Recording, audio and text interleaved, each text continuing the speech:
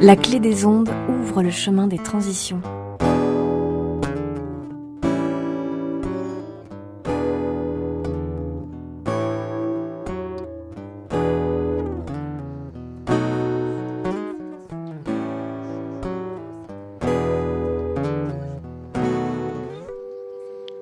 Oh, oh, oh.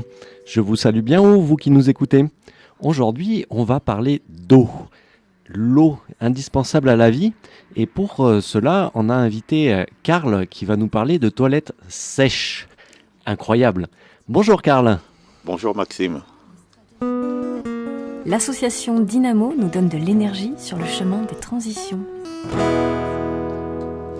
Donc Karl, tu es cofondateur, si ma mémoire est bonne, et coordinateur des actions de Haïti en vie. Est-ce que tu peux nous présenter cette association ? Ta mémoire est bien bonne, donc je suis coordonnateur de l'association Haïti en vie. C'est une association qui a été créée pour intervenir en Haïti dans le domaine de l'eau et de l'assainissement, essentiellement, en 2015. Et nous travaillons, comme tu l'as dit, sur des toilettes sèches dans le sud d'Haïti, à proximité de la ville d'Écailles. D'accord. Ouais. Et donc du coup, cette association est née suite à la catastrophe qu'il y a eu ou elle existait déjà auparavant ? Alors, l'association est née avec surtout la volonté d'intervenir dans cette région du sud d'Haïti, qui est une région où l'eau a une importance capitale. C'est-à-dire, en fait, la ville d'Écailles, troisième ville du pays, se trouve au pied du pic Macaya, qui est à 2300 mètres. D'accord. 2345 mètres exactement, et à 20 km de la mer. Donc, ah oui. Voilà, tu imagines. Donc, lorsqu'il pleut, et ce qui arrive souvent, lorsqu'il y a des cyclones, ce qui arrive régulièrement, la ville d'Écailles est inondée. D'accord. Et donc, nous intervenons dans la commune de Chantal, qui se trouve à mi-chemin entre le pic Macaya et la ville d'Écailles. D'accord. Et sur cette commune passe l'une des principales rivières qui s'appelle l'Acule. D'accord. Et qui affecte les cultures, les personnes, etc. Donc l'enjeu de la maîtrise de l'eau dans cette région est très importante. Ce qui a justifié la création de notre association et ses interventions. D'accord. Et donc du coup, c'est quelle année la date de création ? Alors 2015, ouais. Mais ça a donné suite à plusieurs voyages qu'on a fait en Haïti avec l'équipe avec laquelle on a monté cette association. Et plusieurs constats d'inondation, de dégâts, de la gestion de l'eau, du traitement de l'eau, la disponibilité de l'eau potable, la défécation à l'air libre par manque de moyens et l'entraînement des matières fécales dans des eaux de consommation. Et voilà, ce sont des constats qu'on a fait régulièrement lors de nos voyages et qui nous a conduit à nous engager dans cette direction pour essayer à notre petite échelle, de faire quelque chose qui peut aider la population là-bas. Apporter sa goutte d'eau, c'est par ça. exemple. Je ne sais pas si vous connaissez Absolument. Le proverbe des colibris, qui la forêt est en feu et le colibri fait des allers-retours entre la mare et le feu et le tatou le croise et lui dit « Mais pour petit colibri, tu vas jamais y arriver à l'éteindre avec ton petit bec ?» Et le colibri lui répond « Oui, mais moi je fais ma part. » Et donc vous, quelle est votre part dans cet accès à l'eau à toutes les personnes vivant sur Terre ? Donc l'association Dynamo, comme l'association Haïti en vie sur la métropole bordelaise, interviennent à leur échelle sur ces thématiques d'accès à l'eau et l'assainissement, car les deux sont vraiment à associer dans un projet de la sorte. Et donc du coup, Haïti en vie, c'est une association de combien de membres aujourd'hui ? Alors, nous sommes, comme beaucoup d'associations de notre taille, pas très nombreux en termes de membres actifs, une dizaine. Et nous avons jusqu'à 70 adhérents qui nous aident. Donc, voilà un peu. Vous êtes soutenu par 70 adhérents, c'est quand même déjà... Ouais, mais nous restons un petit colibri quand même. mais après, je pense que des associations à taille humaine ont plus d'agilité que les grosses structures nationales, voire internationales. C'est ça. Après, plein de petites structures, je dirais des gazelles un peu, qui savent rebondir sur un appel à projet, sur un point un point de difficulté sur le projet qui est en cours, c'est aussi super de pouvoir pallier à la problématique qui se présente et de réagir rapidement, quoi. Tout à fait. Donc on reste agile comme le colibri, et alors contrairement au tatou qui peut porter beaucoup d'eau, mais il a moins d'agilité. C'est ça, tout à fait. Belle métaphore. Et donc on va écouter on va faire une petite pause musicale. On revient juste après pour vous parler notamment de la journée mondiale de l'eau qui est le 22 mars, et on a plein de choses à vous dire sur ce sujet avec Karl. À de suite. Et à la technique aujourd'hui, qu'est-ce que nous avons écouté ? Alors nous venons d'écouter le titre J'attends du groupe Hocus Pocus. J'attends de toucher le fond pour quitter le navire, une image assez réaliste qui colle au domaine de l'eau. Ah, très intéressant aussi. On est très philosophique aujourd'hui, je trouve. Et donc on revient avec Karl. L'association Dynamo illumine le chemin des transitions. Donc Karl, qui est coordinateur de projet dans l'association Haïti en Vie, qui est basée sur Bordeaux, donc qui intervient dans la région, j'ai plus le nom en tête. La région du Sud, la ville d'Écailles en Haïti. La ville d'Écailles en Haïti, sur la thématique de l'eau. Et donc, du coup, quand on apporte l'eau quelque part, il faut à tout prix prendre en compte l'assainissement. Et donc, on l'a dit tout à l'heure, vous êtes en train d'installer, grâce au financement apparemment que vous avez obtenu de la région et de l'agence de l'eau à Dour-Garonne, si ma mémoire est bonne. Tout à fait. Donc félicitations déjà pour l'obtention de cette subvention qui va vous permettre d'aller au bout du projet. Tout à fait. Et donc du coup, vous êtes en train d'installer des toilettes sèches. Alors qu'est-ce que c'est que ces toilettes sèches ? Alors les toilettes sèches, comme son nom l'indique, c'est des toilettes qui n'utilisent pas d'eau. Donc comment fait-on pour des toilettes qui n'utilisent pas d'eau ? Ça paraît, incroyable par rapport à ce qu'on vit tous les jours, mais pourtant on rajoute de l'eau potable dans des sanitaires lorsqu'on s'en sert. Alors on a décidé de ne pas ajouter d'eau, donc de faire l'économie de l'eau potable, qui est une denrée rare. Et donc les toilettes sèches, nous avons fait le choix de la technologie EcoSan. Donc c'est des toilettes sèches qui permettent de séparer les matières solides des matières liquides et de les valoriser. Alors les valoriser, on utilise aussi bien les urines que les sels après transformation en produits agricoles, en engrais et en compost. Alors l'usage des urines remplies d'azote, qui contiennent beaucoup d'azote, est très utile pour tout ce qui est jardin, jardinerie, plantation et autres pépinières. Je pense par exemple en France, les citronniers adorent l'urine pour justement cet apport en azote et faire pousser des citrons. Je ne sais pas s'il y a des citrons en Haïti, mais... Oui, il y a des citrons verts, des orangers. Donc pareil, oui, il y a du rhum. Il y a du rhum. Effectivement. Donc des citrons, il y en a. Alors en fait, on va travailler avec des agronomes aussi en Haïti qui vont nous aider un petit peu à orienter le type d'engrais en fonction des plantations. D'accord. Et puis les toilettes, la partie solide des excrétas nous permet de fabriquer du compost. Et le compost qu'on utilise pour les plantations de la même façon. D'accord. Voilà. Et donc du coup, ce compost, comment ça fonctionne, ces parties solides, vous les laissez fermenter Alors c'est vrai que c'est une technologie assez spécifique, donc sans image c'est un peu difficile à expliquer. Donc en gros il y a deux compartiments dans une toilette EcoSan. Donc on utilise un premier compartiment à peu près une année avec un ajout de sciure. D'accord. Qu'on trouve assez abondamment dans la région où on intervient en Haïti, parce qu'il y a des petits menuisiers, des ébénistes un petit peu partout. Il y a aussi des résidus issus de la culture du vétiver qu'on utilise pour amender dans ces toilettes sèches. Donc on utilise un premier compartiment 1 an, on laisse se composter, se reposer. Voilà. On passe au deuxième compartiment. Donc il y a une espèce de trappe qui se déplace et on change de toilette, on remet du ciment sur le trou qu'on a utilisé la première année. C'est ça. Et puis ensuite, on revient, on le vide tranquillement. Et on retrouve un produit qui est excellent, complètement hygiénisé, ça, il faut le dire. Donc aucun risque pour les hommes et pour les animaux. Voilà, ouais, En termes de maladies, ça c'est important.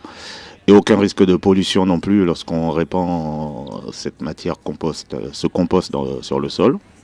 Et on alterne comme ça d'une fosse à l'autre tranquillement. Et là, on a quelque chose qui est durable. Et qui pollue pas et qui pollue ni les eaux de surface, ni les eaux de rivière. Voilà, ouais, parce qu'en fait, le compost apporte des nutriments à la terre qui permet de faire pousser des légumes, on pense aux légumes, mais aussi ça peut être autour des arbres, ça peut être dans tout endroit où on a envie de faire pousser quelque chose. C'est ça. Et c'est assez magique quand même de se dire que rien ne se perd, rien ne se crée, tout se transforme. C'est ça. Et de pouvoir réutiliser cette matière, en fait, qui est au départ dans nos civilisations occidentales un peu un déchet, et qu'on ne sait pas trop quoi en faire, on le mélange à l'eau pour ensuite le séparer de l'eau aux stations d'épuration, pour ensuite des fois l'épandre en agriculture ou l'envoyer en incinération ou en déchetterie de fin de vie. Sur la métropole, c'est les grandes techniques qui existent à l'heure actuelle. Et donc du coup, le fait de travailler avec les toilettes sèches, ça permet de travailler en micro-projet, en fait, à taille humaine, à taille familiale, pour pouvoir créer de la synergie, en fait, dans toutes ces activités, de compostage, mais qui permettent de créer du lien entre les personnes et entre les familles. C'est ça. Pour pouvoir avoir un projet global par la suite, en faisant pousser des légumes et forcément en les dégustant. Alors tu ne crois pas si bien dire, parce que justement les toilettes sèches qu'on est en train de réaliser sur le terrain sont des toilettes sèches multifamiliales. Donc ce sont 3 ou 4 familles qui sont mises ensemble pour abandonner leurs latrines actuelles, qui sont des latrines polluantes, ou leur manière de faire actuellement, pour partager ensemble un sanitaire écosan. D'accord. Donc ça a été un enjeu important dans le projet. Et on est dans un cercle vertueux dans tout le sens du terme, parce que, comme tu dis, on ramène à la terre ce qu'on lui a pris en consommant et en rapportant du compost aux plantations, mais aussi dans le fait que les familles acceptent de changer leurs habitudes, ce qui n'est pas évident. Ah, ça. Sujet. Voilà, sujet important. Et dans ce cas-là, ils ont accepté de le faire et de recevoir en contrepartie un sanitaire écosan. Et donc du coup, sur la construction de l'écosan, c'est les familles qui participent ou vous faites appel à des entreprises Alors on a pris le choix de faire appel à des entreprises pour une raison simple, c'est qu'on veut diffuser le savoir-faire. On veut que les entreprises petites entreprises de maçonnerie du coin, lorsqu'elles construisent ou interviennent pour un particulier ou pour un autre donneur d'ordre, puissent leur proposer ce savoir-faire-là d'EcoSan. Donc le but, c'est aussi de les former à ce type de construction, à ce type de proposition. Plutôt qu'en règle générale, les gens font des latrines classiques, c'est-à-dire un simple trou qui pollue les nappes, etc., au fond de leur jardin. Ça, c'est ce qu'on retrouve classiquement dans la région dans laquelle on intervient, et ça pose des problèmes. Et même ce type de latrine n'est pas forcément accessible aux personnes les plus pauvres, donc il faut le dire clairement. Et donc la Direction nationale de l'eau potable haïtienne nous donne des chiffres qui nous feraient ici bondir. On a 50% des gens de la région où on intervient qui font de la défécation à l'air libre. Donc ça, c'est quand même quelque chose. C'est impressionnant. C'est un chiffre impressionnant, ouais. Tout à fait. Incroyable. Et donc du coup, avec Karl, on a un projet commun, car on est tous les deux sensibles sur cette thématique de l'eau. Et il existe le 22 mars la journée mondiale de l'eau depuis des années, qui a été créée par l'ONU. Et donc on s'est dit, pourquoi on n'organiserait pas un événement ? Et ça y est, on a le lieu, les intervenants et le titre. Et à ce propos du titre, en cherchant sur Internet s'il n'y avait pas d'autres qui avaient pensé eux aussi à ce titre assez intéressant que va nous présenter Pauline. Bonjour Pauline, comment tu vas ? Bonjour, ça va, merci. Aujourd'hui, je vous propose de regarder donc une vidéo de DataGull. Qu'elle soit liquide, solide ou gazeuse, l'eau est partout autour de nous, dans la nature, jusqu'à nos robinets. Elle a une présence si évidente qu'elle ne doit pas nous faire oublier sa profonde fragilité. La planète bleue donne l'illusion parfaite d'une ressource infinie. DataGull et sa vidéo « Orage au désespoir » nous permet de voir plus clair la réalité et les débuts de solutions. Merci beaucoup Pauline. L'association Dynamo nous donne de l'énergie sur le chemin des transitions. Et donc du coup, cette journée mondiale de l'eau à Bordeaux, donc à la Halle des Douves, va s'organiser une conférence, débat, table ronde, causerie sur la thématique de l'eau. Et donc on a souhaité avoir la parité dans les intervenants, donc ils sont au nombre de 4. Donc on a invité Jacqueline Madrel, qui est présidente de l'association France Liberté Relais Gironde, une association qui intervient sur la thématique de l'accès à l'eau au niveau national, mais aussi au niveau local, avec des interventions de sensibilisation de jeunes publics sur cette thématique de l'eau. On a également eu la confirmation de Sandrine Vaucel, qui est chercheur au CNRS et maître de conférence à Bordeaux-Montaigne, qui a travaillé notamment sur le prix de l'eau. Et je vais te laisser, Karl, présenter nos deux autres intervenants.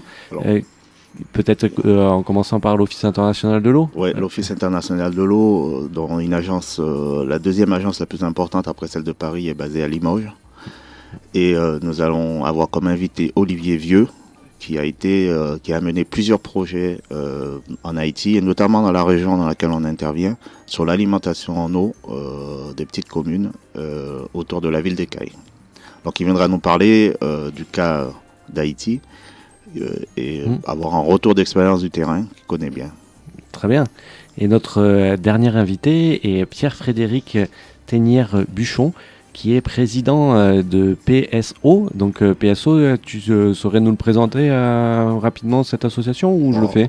Je vais en dire un mot pour tous ceux qui interviennent dans le domaine de l'eau. PSO, c'est une source c'est une ONG au sens noble du terme, et une source de ressources, c'est peut-être un peu redit, mais oui, nous avons beaucoup de ressources disponibles auprès de PSO lorsqu'on veut intervenir dans le domaine de l'eau, partout sur la planète. Voilà, ouais, il y a des recherches, enfin, il y a des personnes qui travaillent sur des thématiques techniques, des thématiques pays, enfin, il y a vraiment un gros travail qui est fait par PSO, et je pense par exemple aussi comme Asso National qui interviennent sur ce sujet, à Coalition Eau ou Coordination Sud aussi, qui sont des assos de regroupement de structures qui interviennent sur cette thématique de solidarité internationale. Et puis après, plus localement, à Socopération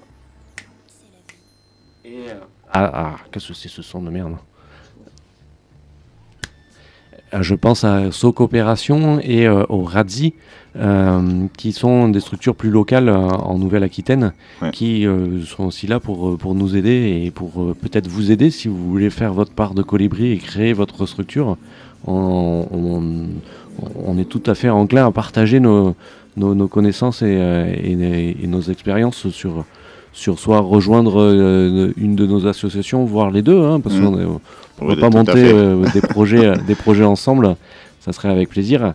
Et donc du coup pour le 22 mars à 18h30 à la Halle des Douves, à la salle des étoiles de la Halle des Douves, qui se situe rue des Douves à côté des marchés des Capucins, va se tenir une conférence Orage au désespoir, en partenariat également avec la Clé des Ondes, qui va enregistrer l'émission et le rediffuser dans une de ses émissions. Et je pense aussi à l'intervention artistique, j'ai plus le nom en tête parce que c'est un de tes contacts. Alors, c'est l'intervention artistique, oui, Paul Bicep, qui est une conteuse, danseuse, qui viendra nous lire des textes autour de l'eau, et qui est une personne qu'il faut voir et qu'il faut écouter, parce qu'il y en a c'est à la fois beau pour les yeux et puis pour les oreilles, parce qu'elle a une façon de lire et de jouer les textes qui est magnifique. Donc ça va apporter un petit peu de fraîcheur et de moments de plaisir. Voilà, ouais, tout à fait. Et de mettre un peu d'art aussi. Un peu d'art, un peu d'art sur cette thématique de l'eau. C'est ça. Je pense à une magnifique vidéo qui est sur YouTube où c'est une cascade d'eau qui est illuminée et qui montre l'importance de l'eau. Je n'ai plus le nom en tête, mais vous pourrez retrouver ça notamment en description de la chaîne YouTube, sur la chaîne YouTube Association Dynamo, et dans la description de l'audioblog sur Arte. On la retrouvera et on vous la mettra en description. Et donc du coup, après, Karl, quels sont tes autres grands projets d'avenir avec Haïti en vie? Bon, avec Haïti en vie, évidemment la thématique de l'eau, mais nous allons, c'est une association qui intervient sur deux thèmes à deux époques différentes de l'année, notamment au niveau du Festisol. Alors le Festisol, c'est l'ancien festival de la solidarité, donc ça se fait plutôt en fin d'année. Et là, nous parlons de nos autres projets. En particulier, nous venons en aide nous faisons du parrainage scolaire. Nous avons une dizaine d'enfants que nous parrainons, pour lesquels nous payons les frais scolaires, ce qu'on appelle l'écolage en Haïti. D'accord. Et quelques membres de l'association qui nous aident à mettre en place notre projet, qui portent notre projet en Haïti. On a le président, il est instituteur, et la vice-présidente aussi, et la trésorière, interviennent donc auprès des enfants, des jeunes publics. Donc parmi ces jeunes, certains participent à nos journées de sensibilisation. Et par exemple, ce qu'il faut dire, c'est que parallèlement à ce qu'on va faire ici, la Journée mondiale de l'eau, on leur fait organiser aussi en Haïti une Journée mondiale de l'eau. Ah, très bien. Donc il y a une sensibilisation qui est faite ici et là-bas, pour nous Haïti en vie, à la fois sur le terrain ici en France, et là-bas en Haïti en même temps.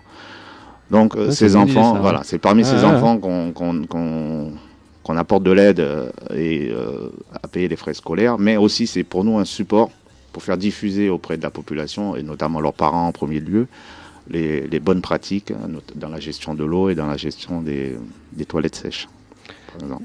Alors, effectivement, l'année dernière, qu'est-ce que tu as fait en quelques mots, parce qu'on est sur la fin de l'émission En 2 mots, surtout en Haïti, on a fait une journée de sensibilisation autour du choléra, notamment parce que le pays est touché par le choléra, donc avec les écoles. Et donc, pendant cette séance, on a fait des séances de lavage de mains, on a distribué du savon, des kits d'hygiène, donc pour sensibiliser à la fois autour de l'eau, mais à la fois autour de ce que véhicule l'eau, justement, qui n'est pas consommable ou qui est polluée, et des risques qu'il y a. Ça faisait le lien finalement avec entre les toilettes et l'eau. Bien, ouais. Et on a fait ça auprès des enfants. Et les enfants nous ont offert une danse en groupe qui était magnifique. J'ai des photos et des petits films, et ça, c'était très beau. Nickel. Voilà. Je te remercie beaucoup, Karl, d'être venu nous expliquer le fonctionnement de l'association Haïti en vie que tu coordonnes avec 10 autres bénévoles en France et plein d'autres de partenaires en Haïti. Donc vous venez d'écouter le chemin des transitions. Vous pouvez nous réécouter toutes les émissions, on est à la 13e sur le site de Dynamo, le projet solidaire, Girondin et chemin des transitions. Vous avez les 2 liens vers la chaîne YouTube et vers l'audioblog de Arte. Vous pouvez également retrouver toutes les informations de Dynamo sur la page Facebook, sur le compte Twitter, le compte Instagram et sur les réseaux sociaux libres, Framasphère et Mastodon. Je vous remercie. À bientôt. Au revoir.